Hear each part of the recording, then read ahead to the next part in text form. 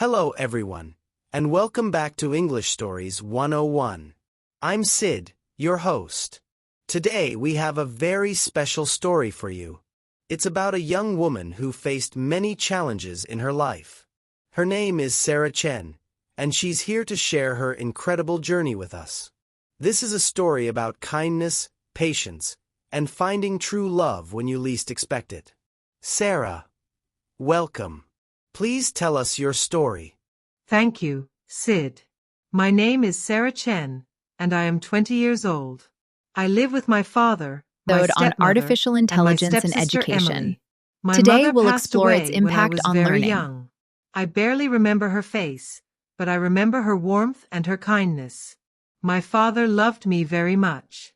But when he married again, everything in our house changed. My stepmother does not like me. She loves Emily very much. Emily is her daughter, and I understand that, but the difference in how she treats us is very clear. Emily is lazy. She does not help around the house at all. She spends her entire day playing games on her phone, talking to her friends, or shopping online. But my stepmother gives her everything. New clothes, beautiful jewelry, and always the best food at dinner. I, on the other hand, do all the work in the house. I clean every room. I cook all the meals. I wash everyone's clothes. I go to the market to buy groceries. I carry heavy bags of vegetables, rice, and water bottles back home. My hands are always tired. My back aches. But I do not complain. My stepmother never says thank you. She never acknowledges my work. Sometimes I feel like I am invisible in my own home. I exist only to serve, not to be seen. When I turned 18, my stepmother started talking about finding boyfriends for Emily. She would say things like, "Emily, you are grown up now. You must meet nice boys. Wear your best dress and go to the community fair. The boys will notice you, and we will choose a good one for you." I felt nervous when I heard this. I wondered if I would ever have the same chance. One day, my father heard her talking. He looked at me and said, "Sarah, you can go to the fair too. Maybe someone will like you as well." I felt a small hope in my heart. I went to my stepmother and asked, "Can I wear a new dress? My old one is dirty and too small for me now." She looked at me and laughed. She said, "A new dress? For you? No, Sarah. You have old clothes. Wear those and go. Your sister is waiting." My heart sank, but I did not argue. At the fair, Emily wore a beautiful white dress with a gold necklace. I wore my old faded dress that had stains and loose threads. I felt embarrassed. I thought, no one will notice me. I am nothing compared to Emily. I walked behind her quietly, trying to stay invisible. But then something unexpected happened. I saw him. A young man with a friendly smile and kind eyes. He was standing near the food stalls. He looked at me and said, "Hello. What is your name?" I felt surprised. No one had ever approached me like this before. I said quietly, "Sarah." He smiled warmly. "You seem very kind," he said. "I noticed how you were helping everyone around you. You gave directions to an elderly woman. You picked up a child's toy when it fell. You are thoughtful."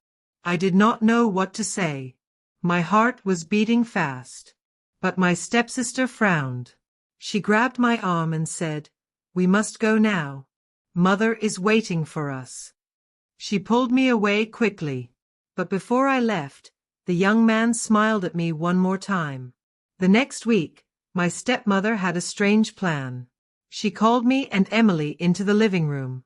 She said, "Emily, you will wear Sarah's old dress this time. Sarah, you will wear Emily's beautiful dress." I felt confused. "Why?" I asked. She ignored my question.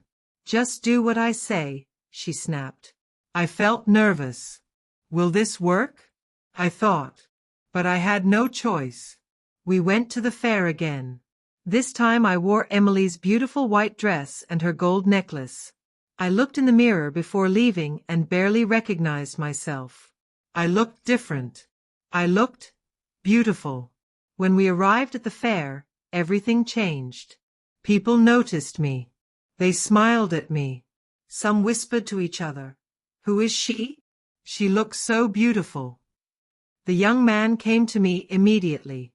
His eyes lit up when he saw me. He said, "You are amazing. I want to meet your family.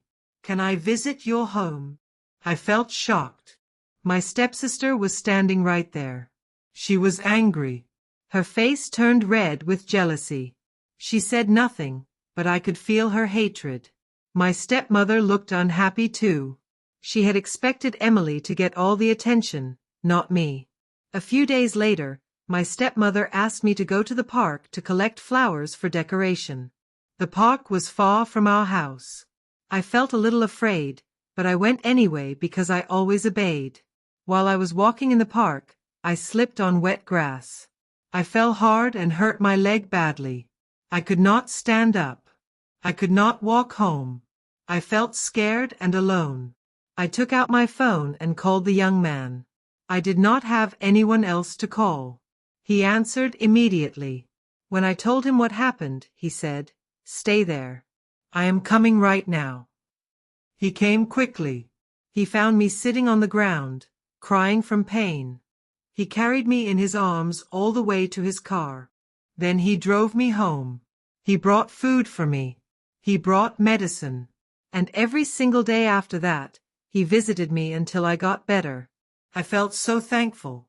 My heart was full of hope and happiness. No one had ever cared for me like this before. At home, my father finally started to notice how hard I worked. One evening, he sat with me and said, "Sarah, I am proud of you. You are brave, kind, and strong. I see everything you do for this family." I smiled. Hearing those words from my father meant everything to me. I felt happy inside for the first time in years. Meanwhile, my stepsister and stepmother tried to make my life difficult. They ignored me completely. They said bad things about me to our neighbors and relatives. They spread rumors that I was trying to steal Emily's boyfriend. But I did not care anymore. I focused on my work and my studies. I decided that I would not let their jealousy control my happiness. The young man and I became very close friends. We spent time together talking about our dreams, laughing at silly jokes, and helping each other with problems. I realized something important. I loved him, and he cared for me more than anyone else ever had. He noticed my efforts. He saw my kindness. He appreciated my heart. One day, my father organized a small family gathering at our home. My stepmother tried to make Emily look perfect. She bought her a new expensive dress and did her makeup. She wanted me to look small and unimportant. But when the young man arrived, he only smiled at me. He walked straight to me and said, "Sarah, I want to be with you. I like you for who you are, not because of how you dress or how you look. I like your kind heart and your beautiful soul." I felt happiness I had never felt before. Tears filled my eyes, but they were tears of joy.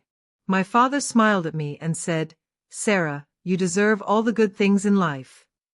Finally, after many months, the young man asked me to marry him. I said yes without any hesitation. We had a small, beautiful wedding. My father was there, proud and happy. My stepsister and stepmother were quiet during the ceremony, but I did not mind. I had found my happiness. Now I am happy. I have a loving husband who respects me and cares for me. I have a father who finally sees my worth. And I am respected for who I am, not for what I can do for others. Life is not always easy. There are still challenges. But I know now that being kind, brave, and patient can change everything. I learned that true love and happiness come to those who never give up, even when life feels unfair. Thank you so much, Sarah, for sharing your beautiful story with us. That was truly inspiring. Dear viewers, Sarah's story teaches us some powerful lessons. First, kindness always wins. Even when people treat us badly, staying kind and patient brings good things into our lives. Sarah never became angry or mean, and because of that, she found true love. Second, never judge yourself by how others treat you. Sarah's stepmother and stepsister treated her poorly, but that did not define her worth. She was always valuable, always deserving of love. And third, true love sees your heart, not your clothes or appearance. The young man loved Sarah for her kindness and her character, not for what she wore. So here is my question for you. If you were in Sarah's situation, would you stay kind and patient, or would you fight back? What would you do? Please share your thoughts in the comments below.